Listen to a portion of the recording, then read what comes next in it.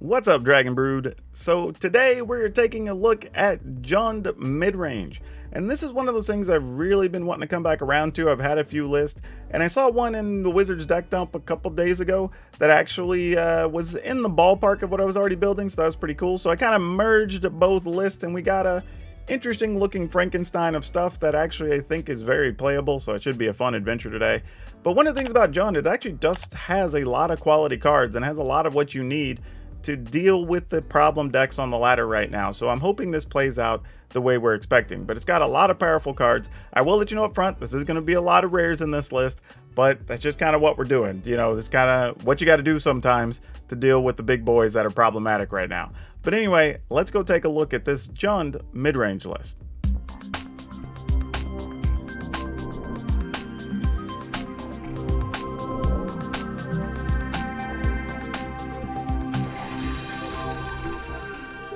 Now, y'all know the drill. I got to tell you, please remember to check out our friends over at ultrapro.com that have all your storage needs. And as a matter of fact, I think they're celebrating their 70th anniversary. So they've been around a while. They ain't going nowhere. They're people you can trust. Now, this list, like I said, is not going to have any surprise cards in this one. This is just finding the best cards that work together to get the job done. So we're starting at the top with 3 Infernal Grasp. I still think this is the removal of choice. I feel like I've seen some different Rakdos and Jund lists wanting to play whatever the other one is, the 2-mana one that can't kill like Angels, Dragons, whatever. But the reality is you need to be able to kill Righteous Angels, or Righteous Valkyrie. You need to be able to kill Goldspan Dragons. You know, like there's just a lot of cards that you have to be able to kill, and I just hate having that in my hand. So if you're wondering why I don't put that in very many lists, I only include it if it's maybe like my 3rd kill card of choice in the list. But if I'm only going with 1 or 2 cards that are going to be targeting creatures, it's almost never going to be that one, just for that reason. Now, the life gain isn't inconsequential on this, and that could be a problem. Maybe that's a reason you don't want to play this, but I do think this is the card of choice right now that you want to play if you're doing like the 2-mana spot removal stuff. We are playing Valky God of Lies, which just kind of goes in and out of some lists, but because we can get to 7 mana fairly easily, we can actually play the backside of this and have a Tybalt, so that's kind of cool. But even in the early games, you just buy enough time against your opponent sometimes that can get you where you want. And I'm not opposed to even just playing this and not getting any real value out of it against a control deck and as an Epiphany player, whatever, so you can actually see what's going on in their hand. Like, that bit of information is very good because it lets you know what to play around. Then there's a couple of Abrades. Most likely going to be just 3 damage to a creature, but you can get rid of things like Eska's Chariots, the Celestis, things like that pop up. So it has some uses as an artifact killer, but mostly going to be killing creatures. Now, we do have a couple of Magdas, but truthfully, Magda's not here to be an early creature in this deck. It is if you just happen to have it in hand, but you're really hoping to maybe get this way late when you've built up some treasure and get some free dragons. Maybe even get it whenever you have Eska's Chariots. You can just keep using that to tap to the chariot and keep generating treasure that way. So there's a few things there for you that you can do with this. Now, Kalane we do want on turn 2, because we do want to be able to ramp from 2 to 4 if we can. Getting to make a creature bigger on that turn is awesome. Just everything Kalane does for this deck is actually very good, and because of all of our multi-lands, Kalane should be very easy to cast. Then we have 3 Graveyard Trespassers. I really like this card in this list. One, that it does give you something to do with the day-night cycle, and that's pretty cool, but it does remove cards from Graveyard, which is a big deal, especially when you're talking about like Azorius Control, Izzet Epiphany, you know, any of the things with flashback, any of that stuff, right? It gets rid of all those things. If you're worried about your opponent having a Leer, this is really good about getting rid of problem cards. So yeah, it does a lot of things, and this is one where draining your opponent for those 2 or 3 points of damage over the course of the game could be very good. Now, we're playing a couple Path of Peril, and this is our get out of jail free card here against the Monowhite Aggro decks. Sometimes you can use this effectively against Mono Green, but not as often. But every once in a while you can, and this is just kind of evens the playing field, because if you notice, you don't really have that many things under 3 mana. They're really just kind of filler cards to get you to the later ones. So not a bad situation if you end up in it. And occasionally we do actually have treasures, so we can just wipe the board if we have to. Then we have 3 Reckless Stormseeker. Y'all have seen this enough in all the werewolf deck. Any type of red-based aggro deck, this is actually very good. And then we're playing 2 Florian Voldaren Scion. This is a way to kind of get to see extra cards. But most importantly, Florian being a first striker really helps a lot, both on defense and offense. Especially when you have other things that could pump Florian. really becomes a problem from your opponent. Then we have 3 Eska's Chariot. We were just talking about this, but it's still great. Still, this is a card you're probably going to see until it rotates out of standard. If there's a card you were thinking about crafting, you might as well craft this if you're going to be playing standard, because the card's just really good. Then we have Emmersturm Predator. Because again, if we can play this early on turn 4, or turn 3 or turn 4, with a couple of creatures out, like, yeah, this thing's fantastic. Lana and Elena, if you are playing any type of red-green aggro deck of any kind, it's very hard to forego playing this card. This is another one that just does so many things. It has First Strike. It has Reach. It can pump other creatures. It gives other creatures haste. All of this for 4 mana, and it's a 2/3, so it actually can do a fair amount of blocking on its own. So yeah, love that. Even more so, again, with cards that can pump this, whereas we can use Kalane on turn 3 and turn this into a 3/4 or 4/5, maybe. No, I can't really do that. It'd be a 3/4. But even then, you're getting that additional point. If you use it with the Reckless Stormseeker, you're getting to do stuff there. So really, really like what this can do for this deck. And then, of course, Goldspan Dragon, because it flies, it has haste, it makes treasure, blah, blah, blah, blah, blah. And then our land package is 3 Shatterskull Smashing, 2 Hive of the Eye Tyrant, 2 Swamp, 1 Den of the Bugbear, 2 Mountain, 4 Blightstep Pathway, 3 Haunted Ridge, 4 Darkboar Pathway, and 4 Cragcrown Pathway. So we're getting all of our green mana from 12 pathways, or actually 8 pathways, and then, oh, actually, no, I guess we are actually, yeah, just 8 pathways, and then we actually have all the treasure coming from Kalane, Magda, Goldspan Dragon. So we should be able to handle that since we only really have, what's that, 5 green cards, so mana shouldn't be too much of an issue in our games. But as always, we're going to play the games, and then we're done. We'll talk about what we would change in this list. So be sure to check out the back end of the video, because we're going to talk about what we learned and what we would change. And then we'll have a card spotlight for you, as usual. Okay. Yeah, we'll keep this. Seems more than reasonable. Hope opponent mulligans.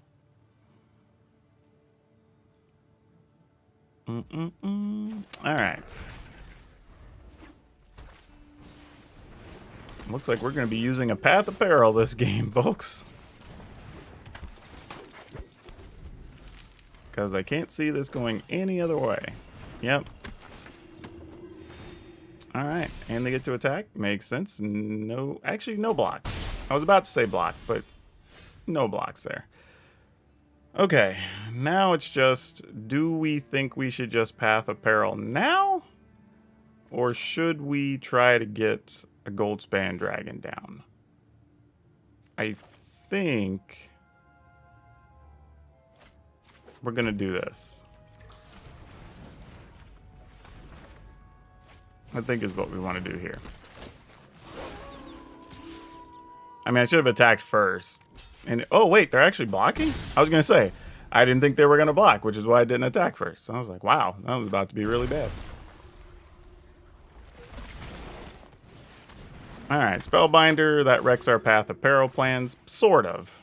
I mean, we do get to attack with the dragon. Actually, if they do that, we can still Path of Peril anyway, and it doesn't really change much. So I guess that's fine. Yeah, not a huge deal. Yeah, I'm not gonna block. Can't really figure out enough reason to. Oh, well, that's a good one to have, isn't it? That changes things quite a bit here. So let's go ahead and just dragon up. And I'm tempted just to attack with everybody here, I think, is the game plan. If they want to block and trade for a Trespasser, so be it. I think we're okay with that. Yeah, I dig it. Not even remotely mad about that.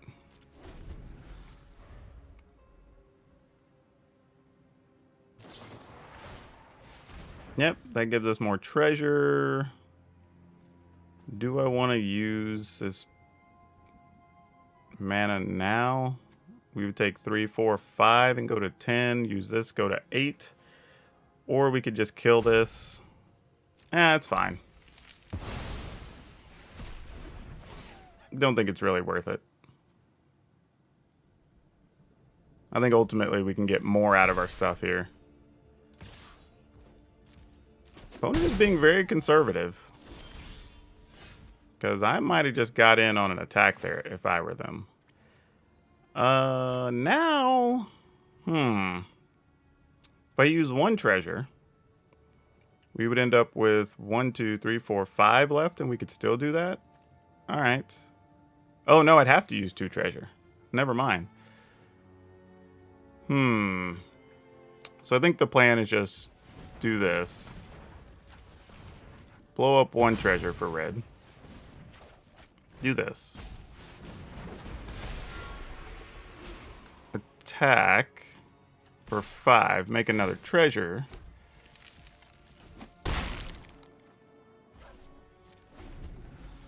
Leave ourselves some mana so we could still Path of Peril. Righteous Valkyrie, I think, that's not going to leave us lethal, unfortunately. Yeah. You go ahead and target something. Sounds good. We will end up just killing the Valkyrie, then we'll go ahead and Path of Peril on our turn, I think. I think this is where we go ahead and just block. Since that's going to die to the path anyway, we'll go ahead and shoot down a Valkyrie.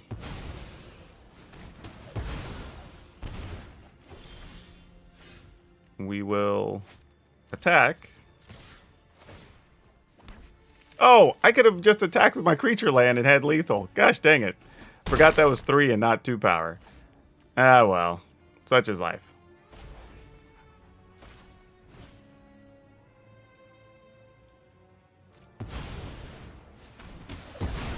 Okay. That was dumb. I just gave the game away. Potentially. Now, if they only play 1 creature, this has... The Hive of the Eye Tyrant has Menace anyway, so meh. If they play 2 things that are just blocking here, yeah, that doesn't really change much. They get to gain some life, but okay, I guess not. We drew this anyway. Doesn't really matter.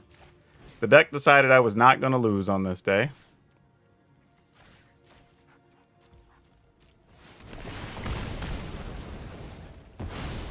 And we attack for 5 and put them at -1.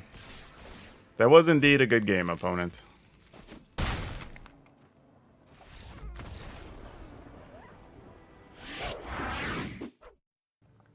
Oh, do we even... I guess we keep this? I mean, this is a hand that if we're not playing against something full of creatures... Like, we want to play against a white aggro deck with this draw, right? If we don't get it, we just die, I think. And even then, this isn't a guarantee. Sliver Me Timbers, I've played against them before. Oh, dang. I wasn't even thinking about drawing this. That sucks. Well. Gotta be prepared to cast something. Could have got my red mana down first if I'd have thought a little bit longer about it, but I didn't. And now I'm getting punished. Sort of punished. Alright. We can play either of the... We'll play this on red, this on green. Yeah, that's fine. We do get to attack for 3, so that's pretty nice. Then the next turn we can play Hive of the Eye Tyrant tapped and still have access to a Braid, which we're digging that.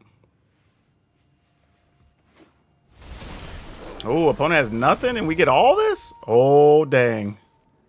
Oh, dang. This is a real situation. For real. You done messed up, AA Ron! Oh, for real. You done messed up, AA Ron.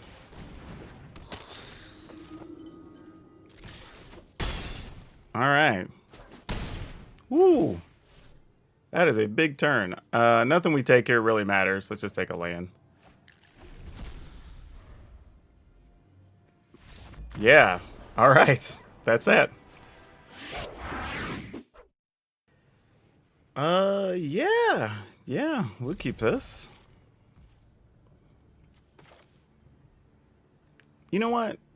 I'm actually going to play this tapped. And I may regret that. I might need it later. But I want to be able to put this on black and this on green if we need to. And just leave some options available. I mean, it's possible we may change our mind and want to put it on red. I don't know. But I think next turn is going to be Magda. leave up a Braid, possibly. Oh, a useful Valkyrie. That's super annoying. Alright. Then I guess we'll just pass here. And then when the opponent casts their next Angel, or the Angel just play, we'll just kill the Youthful Valkyrie, I think would be our plan. But yeah, if this is a straight up Angels deck, this is actually going to be a little bit difficult for us. And this is definitely not something we are built for at this point in time. Now, I have to assume they know that we have some type of removal spell or whatever, or at least have that assumption. However, that is not an actual Angel. And if you're just going to get rid of my Kalane, I actually don't hate that. As much as I would like having Goldspan be a 5/5, this is actually okay. We could have done a lot worse. I'm not sure why that's stalling out and failing to remove my Kalane. I mean, I guess they could remove the treasure, right? Because it's up to... Well, and it says non-token permanent. So yeah, that's literally all they can remove. Alright. I don't even think I want to kill the apparition. It's not really key to any plans here at all. Alright, I'm going to go ahead and put this on red. Play our dragon. Get a treasure. Play a Magda. Not sure if it matters or helps. But next turn we can attack with dragon and a Hive of the Eye Tyrant. I mean, technically, and Magda. I mean, like, I don't know if it's worth it, but we could. Oh, looks like it might be a exile thing for our Goldspan dragon. Oh, they might have just been doing the math, because they highlighted Magda and then they highlighted the dragon. So maybe they're seeing like, if enough treasures happen, this could be bad. Okay, there's another apparition that can only remove Magda. Dragon too big. He too strong. Ooh, I do like that, but I don't think that's necessary for where we're at this stage of the game. Let's just keep up the pressures. Alright, opponent is at 9. And because the Hive of the Eye Tyrant has Menace, they may get into a situation where they have to keep back a couple of the apparitions, and we could get back like a 2/2 or something, potentially. Fair. That is quite fair. Opponent's at 9. What do we do with this information? Because we could attack, end up with 2 treasure, have 5 mana. We could Kalane and Immersturm Predator. That's actually not bad. Okay, let's do that.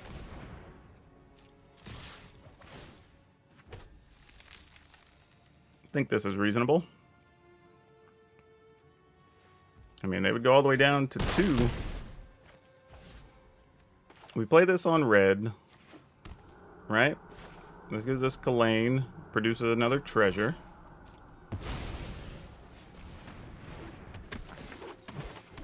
And then we go ahead and use this. Alright, end the turn. So now, even if they have a sweeper, we get to keep our Immersturm Predator. If not, they have to keep everything back, because they have to be able to block our Hive of the Eye Tyrant. Or they can make a second flyer, I guess, and double or block each the dragon and the Predator. Yeah, that worked out pretty well for us. I think this is a definite mulligan. This is better, I think. Let's get rid of one Kalane here. I don't think we definitely don't need both of those. Not sure what we're looking to do here, though. We will go ahead and play the Kalane. There is a chance they just play, like, I don't know, Thalia or something here. Nope, Portable Hole. That is totally okay. If that's what happens, we can live with that. That is the least of our concerns. Let's go ahead and play this here. And what I don't mind about Graveyard Trespasser just being run out is that even if they do decide to exile it, they have to discard a card. And then you can kind of cause issues for your opponent, because then you kill it, you get it back, you know, that whole thing.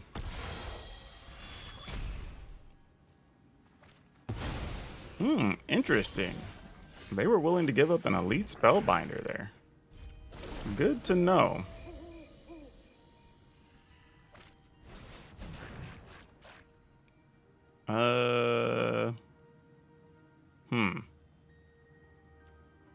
Yeah, okay. I mean, it doesn't really matter. Let's just go ahead and kill this. And then we'll just keep the pressure up on the opponent. Because we're going to lose 2 life there anyway if they attack. So we might as well just take the 2, get our Deuter back. Oh, that was a nice pickup. We don't hate that. We like those. Alright. So now we're going to have a 5/5 token out here doing work. Yep. So now, even if they get rid of Helena and Helena, we still got a 5/5, and we have a menace creature they got to deal with. So this is looking pretty good. I don't hate this at all. Oh, opponent. Oh, that's even better moving forward. Love it. We got a lot of pressure here.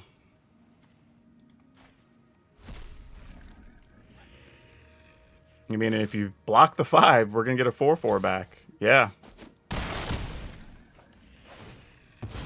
This is kind of the downside to those creatures. As much as they're good, I still play them. But you do end up in these situations sometimes where it's like, all right, you're able to do some things, but... Yeah, and unfortunately, because it's night, they weren't able to really do anything there. So now the opponent has a little bit of an issue. We could drain the opponent here. We can attack with both. I think we just attack with both our Deuters. What can we do here? We can actually... We can do a lot here, actually. Let's play this. Drain a couple of things from the... Actually, hold on. Do we have anything in our graveyard? We don't. So we'll just drain both of theirs. And then we're going to go ahead and activate... Do we activate this? Nah, we do this. Alright.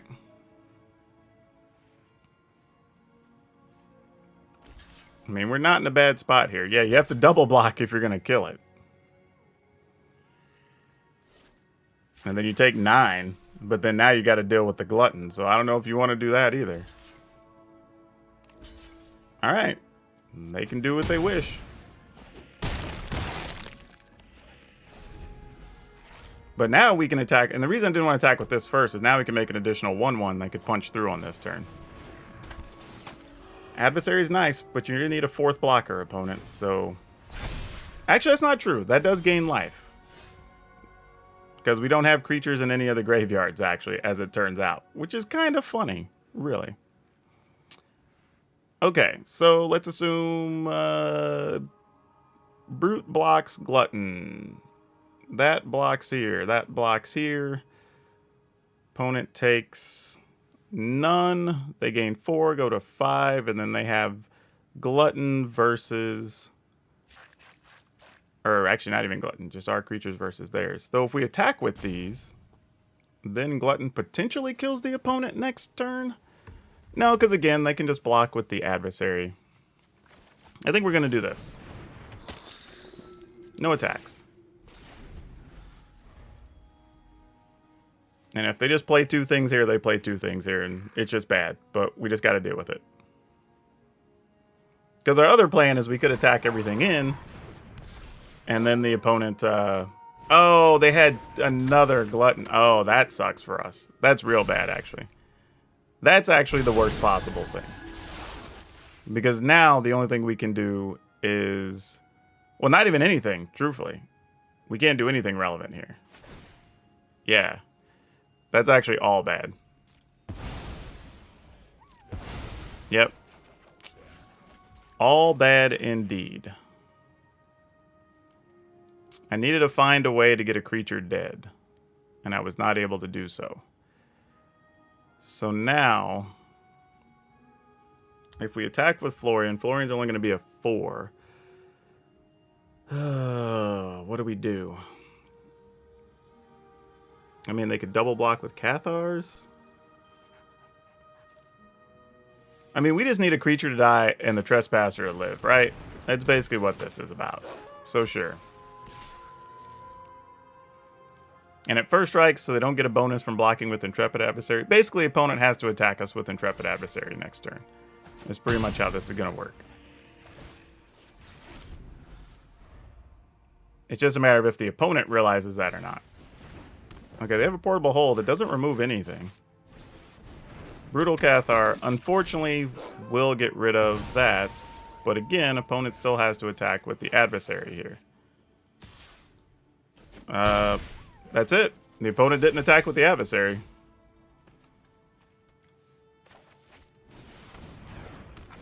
So that should be ball game. I mean, I'm going to get some extra damage in for sport, but, alright. Copy a token, drain the opponent, and that'll do it. Whew.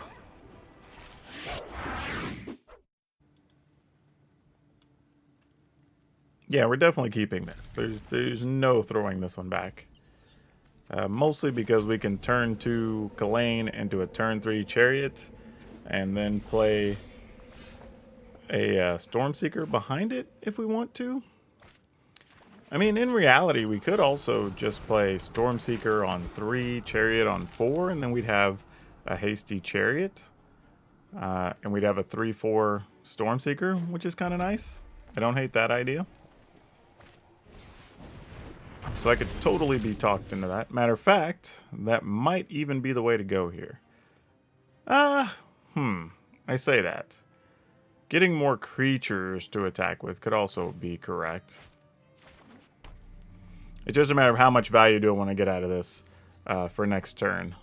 Because like I could do this here, attack, get 1 point in, just do the Chariot pass, then next turn I get this down, and maybe activate Chariot, I don't know.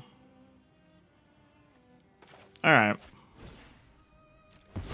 I say we do it. Plus, it's harder for it to be dealt with. It's already on the table. I may not even activate it, because there's a good chance they're playing something that's got, like, Divide by 0 here. So I may just Stormseeker, pump Kalane, attack with the dudes. I mean, that might be more reasonable here. And then just force the opponent to find something. Because now they might want to just leave mana up, because they're like, well, maybe I'll get to bounce a Chariot. But, like, do they really want to bounce a Chariot? Is kind of the other question. Ooh, Halana Alena. Ooh. How do we feel about that? That sort of changes things, doesn't it? I mean, if anything's going to get divided by 0, it'd be this, though, right? So, let's see if we can save that until maybe a kill turn later or something. Let's go with... I don't think I need double green at any point. But... I don't know. There may be a world. Let's go with this. This probably gets countered. I don't know. They only have 1 blue mana, though. So you're kind of forced to either deal with this or deal with the Chariot. Yeah, exactly. Like, something was going to have to give there.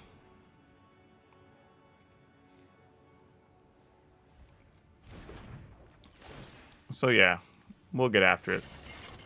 Now, admittedly, they're just going to take 1 here because they're not going to give up the egg here. Which is totally fine. We accept that. The question just comes down to, can I create a scenario where I believe we could outrace the egg?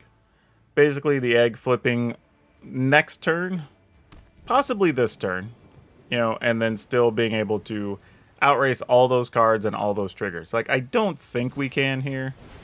I kind of need to draw a removal card for the egg, I'm pretty sure. Which would have been nice had we had one in hand last time, because we could have played the Stormseeker and then still resolve some type of removal, maybe. But now we're going to be in a pretty rough spot. I'm not a fan of the situation at hand. Boy. Alright. So any 2 mana thing is going to allow them to flip the Smoldering Egg, which is super unfortunate. But I guess all we can do is this.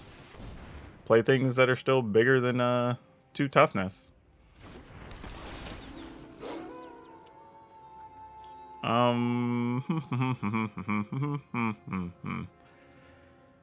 Let's... I mean, if they bounce Chariot, they bounce Chariot. What are we going to do about it, you know? Because it could have a Fading Hope here.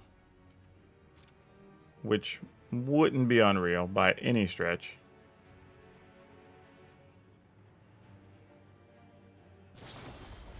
Yep. Alright. And another one. I mean, really, they're better off just saving. Alright, cool.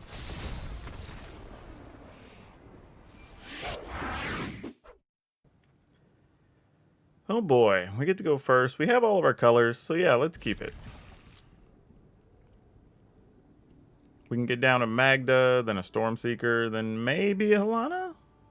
Maybe. Helena, we'll see. Maybe we'll get a little lucky. Maybe the opponent wants to foretell something on their second turn. Oh, not with this deck, they won't. Oh boy. Alright. Well, let's see what we can get ourselves into. I don't know if we're going to need that or not. So we may have to hold on to that for a sec.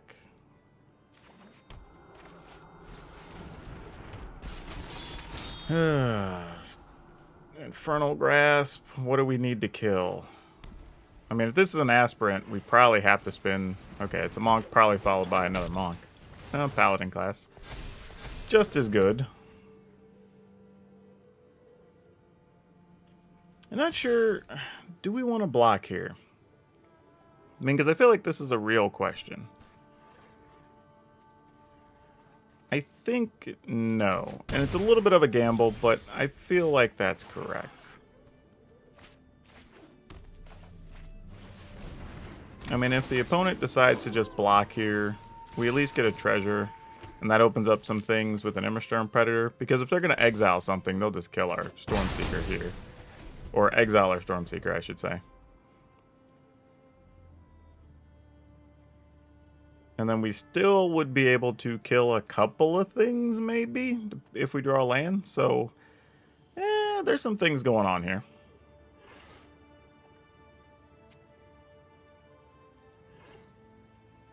But Helena and Lena with the Stormseeker is very powerful. Immersturm Predator, obviously, after that is very good. We're not mad at any of these things. Not terribly worried about Thalia. Like, not excited about it, obviously, but, you know. Okay, what do we do here? Next turn, we would get to... Oh, no, because Thalia would still be out. All right, well, let's do this. See what the opponent's got. Put that there. Put the bonus there. Get in with each of these. I mean, Helena and Lena is a big first striker as well. So let's see what the opponent wants to do here. I mean, us having a couple of removal options here is still very nice. Now, they could have pumped and just attack here. I mean, that would be 4, 5, 6, 7. We'd be at 8. I mean, that's a real number. Ooh, now that's a problem. That is definitely a problem. This could put the opponent in lethal position for... Actually, does that put us in potential lethal position? Nope, they're staying back to block. Smart on their part, actually. Alright, so there's a few things we could do here, right? We could pump Helena and Alana. We could play this. That would leave us 3 mana if we played this down for this. We could attack with just this.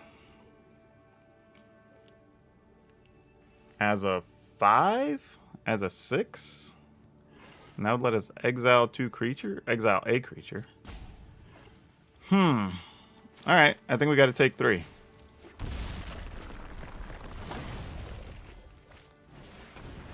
A little bit gambly. but we do get some life back. Now I just have to figure out what we want to do. Do I want to attack with Halana and Lena, or do I want to leave the Graveyard Trespasser back? I think we leave back Halana and Lena because they first strike. So, Halana and Lena give something haste too. So let's just do this. Put the counters here. And then we're going to attack with these two. Actually, do we attack with all three? It's 11, 12, 13, 14. If the opponent blocks, we get to kill something. Let's do this. See what the opponent's up to.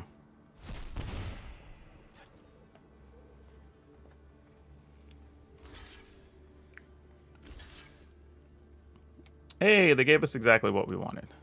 Love to see it. Let's go ahead and kill this. We do lose 2. But we're in pretty good shape now. Opponent's at 7, we're at 12. There's really no way for them to do more than about 7 or 8 damage here. And that would even include them getting rid of Halana, and we win. Great. We'll keep it. No green mana, but we have 2 things that potentially make treasure. And that's got to be somewhat okay, right? Ooh, I don't hate that card. Alright. I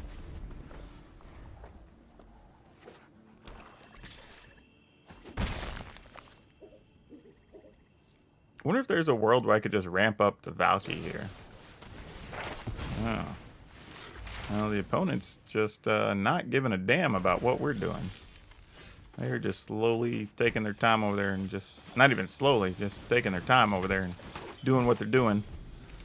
Our hand's pretty slow here. We don't have any of our haste creatures, none of our things that give bonuses, so... This is going to be kind of awkwardly clunky for us for a little bit. And as much as I would like to take advantage of a Valky here, or I mean late game, I sort of want to do it here to know what's in the opponent's hand. But I think that would be the wrong play here. So let's play this tapped, even though I'll probably regret that later.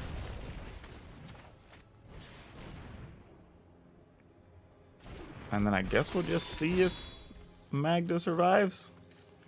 I mean, my bigger concern is that we're probably going to play Goldspan Dragon into like a Loth here, and that's just going to suck. Which is one of the reasons I sort of wanted to save the Shatter Skull Smashing, because I really had nothing else here.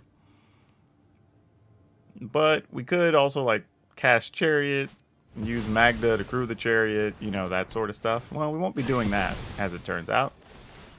However, though, if they're willing to use that there, that kind of means we have some other options available to us. So it's not too bad, all things considered. That's not any good in this fight. I kind of, sort of want to just use this Valky here.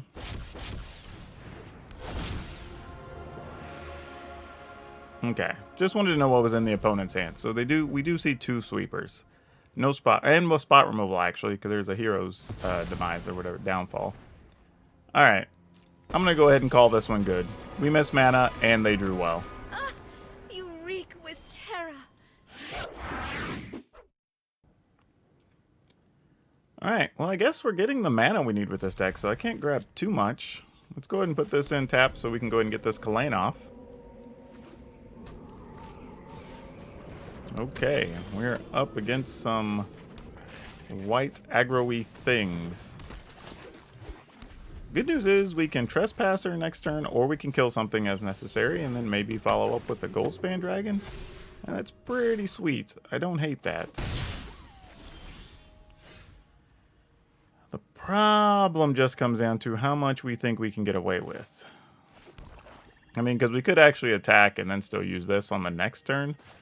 So I think our plan here is just attack with Kalane, get our point in that we can get. Play... No, not with the Treasure Arena. And there's a chance... I don't know. If they target this, they would have to discard a card. They may be interested in that, though. I don't know. Whole point, really, is just to clear the path for the gold spam. Oh, did not want to see double on those. That sucks a lot. That is totally not what we wanted. That's going to be a real pain in the ass, huh? No blocks. And they do have green mana, which does concern me quite a bit. Because I feel like that could be some type of, like, Snakeskin Veil or something along those lines. So in a way, I kind of want to be tricky here, get them to use it, but then that leaves nothing else. So I'm just going to go ahead and do this. And then just say, yeah, come get it.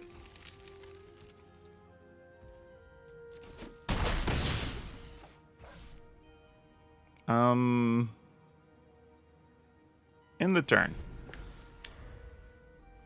Depending on what they do here, we do have access to a few bits of trickery. They have red mana also. This could be them playing a Helana and Elena of their own here. Which, speaking of, I would not be sad to draw one of those off the top. Now here we're probably just blocking with Kalane. As much as the treasure option is cool, we're likely to be using our treasure anyway here, so I don't think we'd be getting a lot of Kalane bonus next turn. Though, being able to hit multiple things... Ooh, actually... The opponent did kind of go shields down here.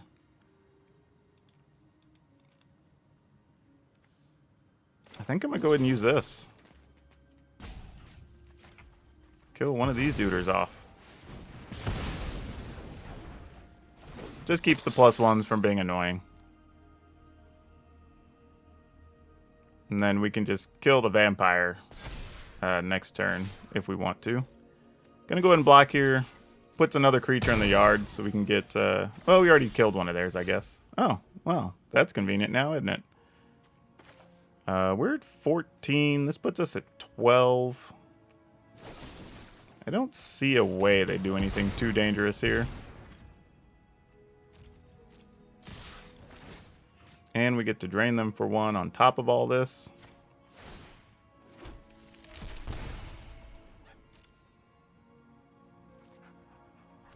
Alright, they're chump blocking for us, which is fantastic.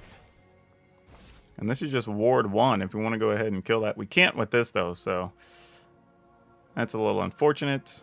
But I think we're fine. Opponent's at 5. And we're going to get to drain at least 1 out of the graveyard. There's Helana and Elena, which we can kill. Not that it matters too much, but it does have reach. There you go.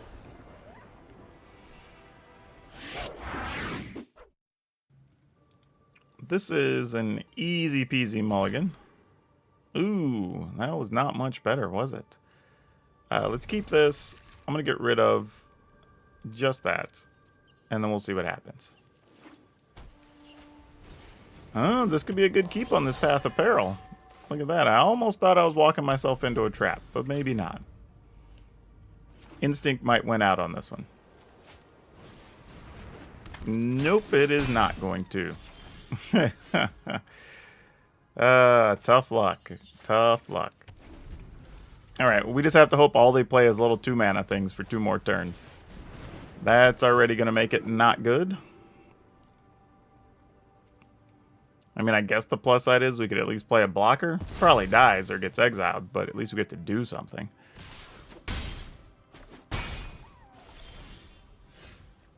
Alright, they don't know we have that yet. Unfortunately, we are going to have to take damage for that. So I assume this is going to get exiled in some way. And then we will take 3, 4, 5, 6, 7. Go to 7. We're going to go down to 5. Actually, it does not get exiled here. So it's very good. Love that. Love that. Okay, well, we're going to do what we can do here. And we're going to kill all the little things.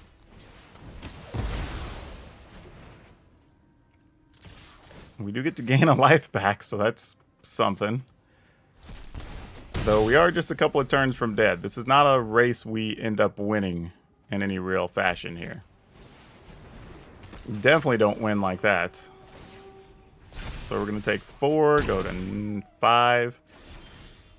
If they have another adversary, we're in bad shape, huh?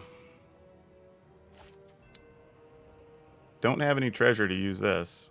That would have been our ticket out. What do we do here? I guess we have to just get rid of the intrepid adversary, which is very sad. But I think that's what we've got to do. Man, I wish I would have been able to put that on green earlier. Maybe I should have. I mean, it wouldn't have done much here. Would have given us another life, I guess. I'm just trying to decide, like, if I can block the adversary. No, because they could have something to just exile a thing. We can't. I want to, but we can't.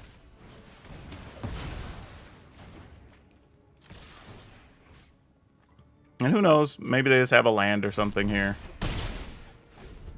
If so, we can't quite kill them, though. That would only be 7, 8. Now, if they only have a land, this does flip. Oh, are we going to have lethal? No, they played a spell. Dang it. Ah, we were so close. We were so close. Oh, my gosh. Man, if this could have flipped, that would have been so cool. Now we just have to hope they don't have something to get rid of a dragon, which there's a good chance they do, and that's going to be very sad for us. But we don't have much choice. It's just kind of the situation we're in. Our hand was very slow, did not develop the way we wanted. I mean, if they got it, we lose. Brutal Cathar?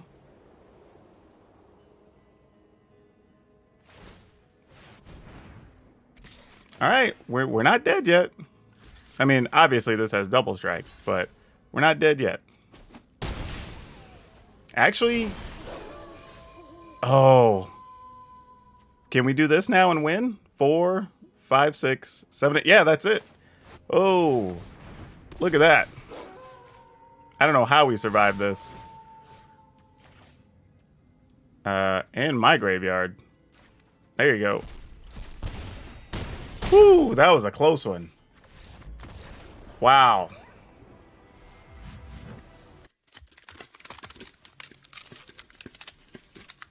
So those were actually some pretty fun games, and I actually like this deck because it didn't surprise me. And sometimes, you know, you want to be surprised, but no, this did exactly what we wanted it to do. It was very strong and stable against a lot of the decks. We had great games against Monowhite Aggro. I think I was pretty good overall. I played a couple of extra games off camera, and we were pretty good against the Epiphany decks. Unfortunately, though, the games were long a lot of the times. We did lose one that was a really long game, but mostly because we actually one of the only games we didn't get green forever, and we also drew all of our removal, which isn't particularly good in that matchup. But outside of that, the deck actually performed very well, and these are all cards I really like, and these are cards a lot of people already own from building this deck in various versions from previous seasons or other decks that play these cards. So these are all just very good cards. So even if you have to craft a few, I think I would honestly say the cards in this list you would use in other deck lists. So these aren't like craft and only use in this list. I think they're actually going to be usable overall. Now, if you are missing some things, one of the things I would say is probably consider go blanks, maybe 2 or 3, because I think go blank is still really good against a lot of decks for several reasons. So I think that's a safe card that if you're looking to replace something, I wouldn't do more than 2 or 3, but if you do have to replace some, that's a reasonable card to put in there, and it shores up some of the weaknesses you might have against the control decks, which could be very good. Now for today's card spotlight, we're going to talk about Wasatora, which is Nakuru Queen, I think is the card. It's a 5 mana 5/4 flying, trampling cat dragon, which I don't even know if there's other cat dragons in Magic, but this is actually a cool card because when it connects with your opponent, if it deals damage, they have to sacrifice a creature. Then if they can't sacrifice a creature, you get another 3/3 flying cat dragon.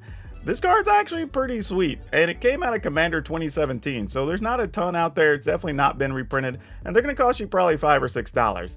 And this is one I could see slowly but gradually increasing in price until it gets a reprint, because the card is actually just very good. It's very unique. It's hard to deal with. It checks a lot of boxes that people want for quality creatures. Now don't forget, if you want today's deck list, it will be down in the description below, along with links to our Facebook gaming page, our Twitch streams, and our Discord. So if you want to talk about this deck or others, or maybe you have wacky decks you want to get help with, go ahead and bring them by. We'd love to talk about it and help you out with them.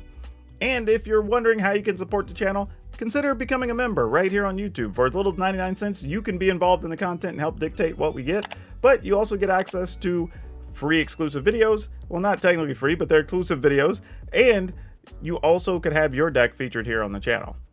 But even if you don't need any of that, please remember to like the video, because that's been helping so very much, and I'm appreciative for every one of you that's done that. Then remember to hit the subscribe button and that notification bell, and share it, talk about it, tell your friends about it, let them know you love me, and they might love me too. But that's all I have for you for now. We'll see you next time.